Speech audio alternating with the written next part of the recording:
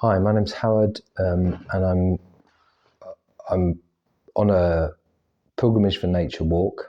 I live in Chagford. I come from Chagford, and for the last 7 weeks, I've been walking up the spine of Albion, the spine of the UK, from London to Glasgow. It's listening to the land and pilgrimage for nature. So we're going up to the climate conference in Glasgow to present a piece of theatre that we've developed on the way from the listening that we have got of stories of people that we've heard along the way, and of seeing the landscape and how the land is used along the way. It's a pilgrimage. So there are some questions that I've been asked, and I'll try and address as many of them as I can. So it's a pilgrimage rather than a long walk. And what makes it a pilgrimage rather than a long walk? Well, one of the things is we've been doing ceremonies along the way, and we treated it as a pilgrimage. So we did various ceremonies at various ancient sites. And we also had various blessings along the way. So we got blessing in Birmingham Cathedral, we got a blessing in Carlisle Cathedral, we got blessings from practicing Buddhist monks, we got blessing from at the United Reformed Church in Birmingham. So it has a spiritual idea behind it. That's what makes it a pilgrimage. So there's some questions from children in Chagford. What did we eat? Well, we had a tent. There was a kitchen tent, and we ate very good food, actually. The food there was wonderful. We all took turns in cooking, and we have some very good cooks, and we actually got kind of restaurant quality food in some ways. At times, its food was amazing. It wasn't just lentils, it was pasta dishes and Mexican dishes and curries and rice and noodles and just incredible creative cooking. Where did we sleep? Well, we slept mostly in tents, our own tent. Sometimes that was wet, sometimes that was cold.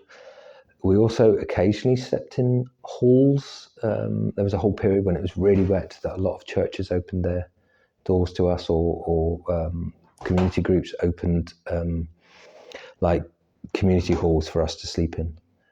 So that was really, really good. And now we're in Edinburgh at the moment. I'm in Edinburgh, about to go up to Glasgow tomorrow. And we're in a retreat centre, Salisbury Centre, which is a kind of spiritual retreat centre, non-denominational. Another question was, did I miss my dog Tilly? Yes, like you cannot believe. I've seen a lot of dogs along the way, and I had some biscuits at one point I'll give to dogs, and every time I see them, I just see Tilly there, and I just miss her madly. So what did I get tired? Yes. Did I want to quit sometimes? Yes. How did we get through when we wanted to quit? I think the idea of it and the community of us, of like 20 or 30 of us that combined to do this, we would sort out problems. We would sit in circle and we would discuss things and be honest. And there was a lot of compassion and a lot of support there, and a lot of understanding. And that helped all of us at certain points. I think all of us wanted to quit at some point. What was hardest time? The hardest time was going over Shap Fell in Cumbria when it was absolutely hammering with rain. And we basically, all of us, I think it hailed even, and was so windy, we basically had our hoods like that, and all you could see was the footsteps in front of you. And most days we did between 10 and 15 miles. So 10 miles up steep hills with a howling rain and sleet, and that was miserable. That was pretty horrible. Some of the best times, walking in Scotland. First of all, when we got to Scotland, that was mind-blowing to think we'd walked up England, basically, up the spine of England. And we followed the Esk River, and Scotland's absolutely beautiful.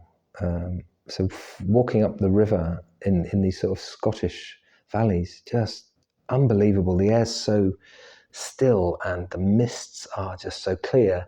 A bit like on Dartmoor, but even softer. And you can almost hear the Scottish pipes kind of coming through as you look down over these sort of, we didn't really go mountains, but they were very steep hills, sort of small mountains, I guess. So another question is, why did I decide to go on this pilgrimage?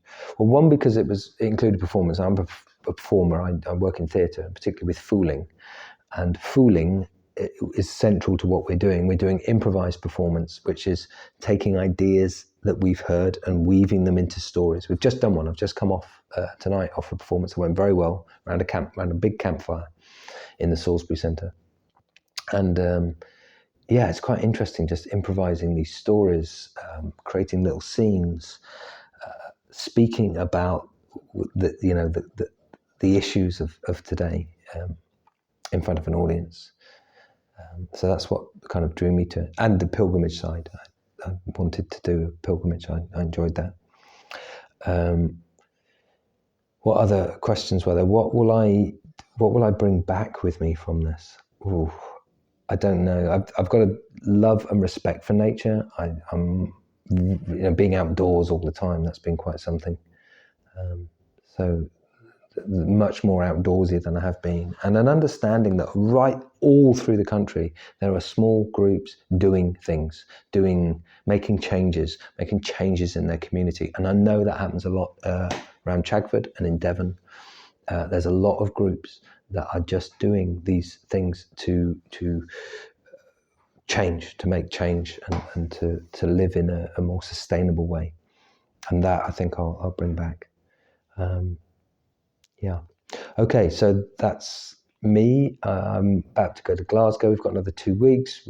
We're doing performances there, mostly to people around the climate conference, so to other groups, to other pilgrim groups. And unfortunately, after I leave, we're scheduled to actually be in part of the COP conference to present there. And that's been the aim, is to bring messages from the people, from the land, to the climate conference, and hope that there is some real understanding of the issues. I don't know, but in a sense, it doesn't matter, because it's up to us. It's up to us to make those changes. We can do it. We are doing it. We do that. On a pilgrimage, you put one step in front of the other. I know you can make change. I know I can, because I've walked 500 miles in the last 7 weeks. And it's been absolutely amazing. Okay, thanks for listening. Bye-bye.